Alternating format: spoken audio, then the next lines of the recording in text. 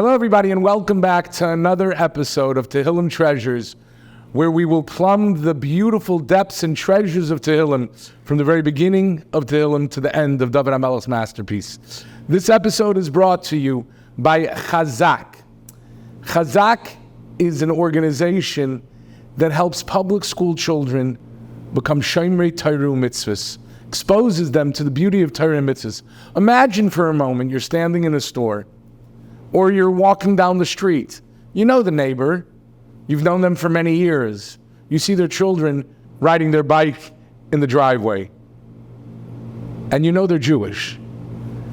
But now there's someone who can help them take the next step. And that is Chazaq, with countless programs after school and other wonderful programs to help expose them to the beauty of Yiddishkeit. If you know someone or know someone that knows someone that can help these children, then please email at psty@chazaq.org. This episode is also brought to you by Chickens for Shabbos. Chickens for Shabbos is exactly what it says it is, plus more. There are many people. There are Melamdim's children. There are Agunis. There are Grushis. There are families that do not have simple essentials for Shabbos and for life. Whatever they need, Chickens for Shabbos is there to provide. Please do your utmost to help in any way you can.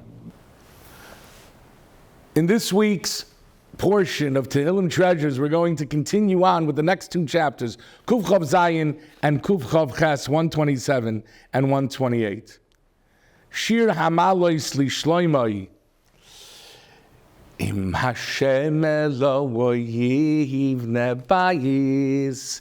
If Hashem does not build a house, Shavamlu v'hoinavai, then those who try to build it, it's going to be shav, it's going to be fruitless. You're not going to be able to make it happen. Im Hashem lo yishmar ir. And if Hashem doesn't watch the city, shav shakad shomer, then no matter how many watchmen there are, it's not going to be effective. We're living in the shadow of October 7th, and sometimes we wonder, how could it have happened? How could it have possibly happened? What happened to the Israeli army? What happened to one of the most effective and alert armies in the world? This pasuk happened. Im Hashem lo yishmar ir, shav shakad shomer. You can have every possible, imaginable security system.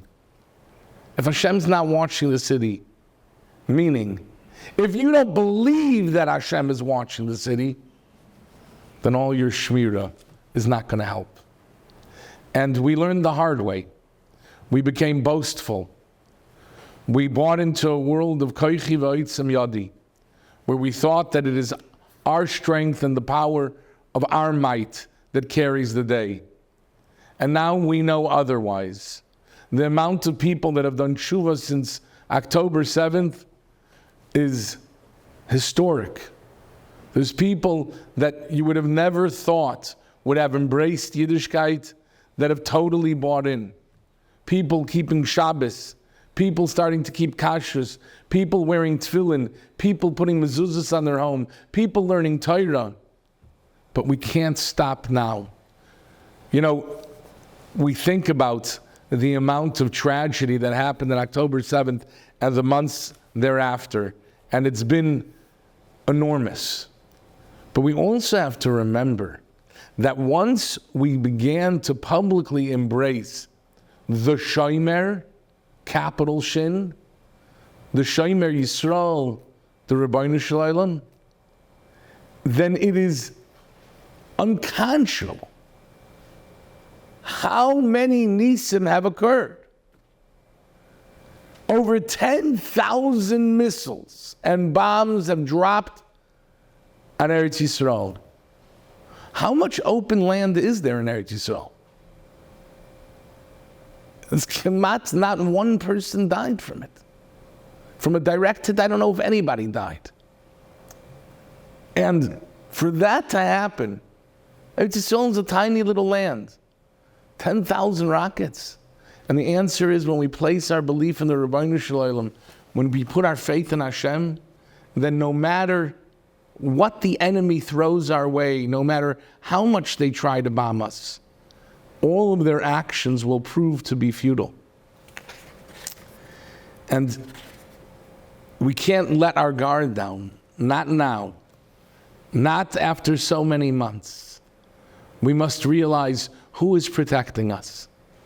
And the Iron Dome, a gift from Hashem Yisbarach, is given to us. What do you think, it was Stam given to us now? Could you imagine if this war happened 30 years ago? There's no Iron Dome. 10,000 missiles to strike in Eretz Yisrael. I was in Eretz Yisrael right before the Gulf War. I remember the fear. My brother was in Eretz Yisrael, and I remember he told me an unbelievable maisa. He told me that, again, the fear of the unknown is sometimes so much worse than the tragedy that can happen. But they were talking about chemical and biological warfare. And at that moment, when the sirens went off, they ran to the Cheder Atum, to the closed, sealed room, and they were sealing up the room when suddenly there was a banging on the door. That their hearts were beating wildly. And the person who was sealing the room said, "Who is it? Who is it?" Nosson Finkel. Now remember, Nosson Finkel is Harav Hagoyin Reb Nosson Tzvi Finkel, the Rosh Hashiva of the Mir.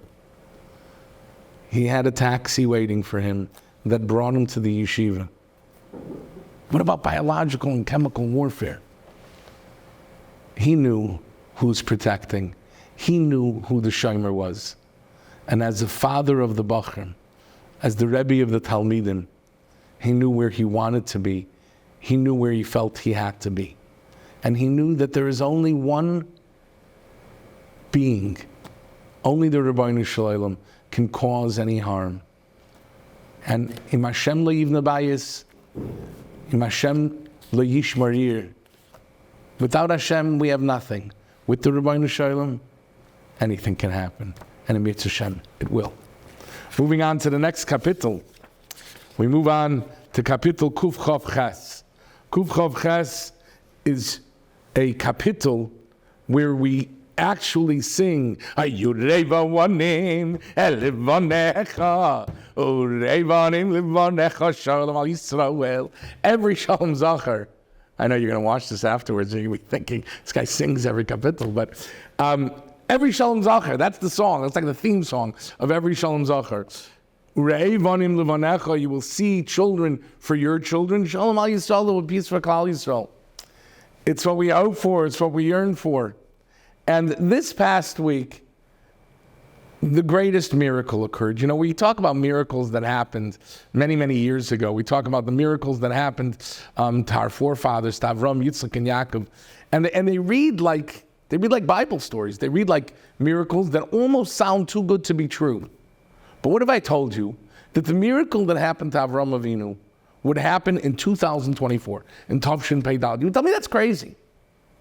You telling me that a man that's 100 years old is going to have a baby? So you're right. Wasn't a man of 100 years old. But Reb Tzvi Kushelevsky, Harav Hagoyin Reb Tzvi Kushelevsky, 88 years old, was Zoiche to have his first child. It's mamash the neis of Avraham Avinu.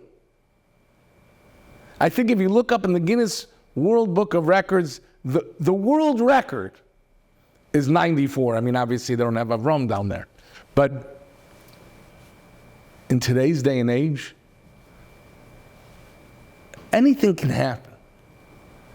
And it's not only Reb Tzvi Kushelevsky having a child when he's 88 years old. It's every single person who was waiting for anything in their life. In other words, Reb Tzvi was waiting 65 years to have a child. A Yid could be 50, 60 years old, never zeicher to children. There's no reason to give up. A girl's waiting for a shidduch. It's an older girl. Don't give up. Somebody's waiting, finally can I have some nachas? Don't give up. A person's waiting, maybe I could be zoichim mit Hashem to parnasa. Don't give up. Never give up. Reivonim levanecha, shalom al Yisrael. And mit Hashem, it will happen very soon, B'Kariv. Until next time, sei gesund.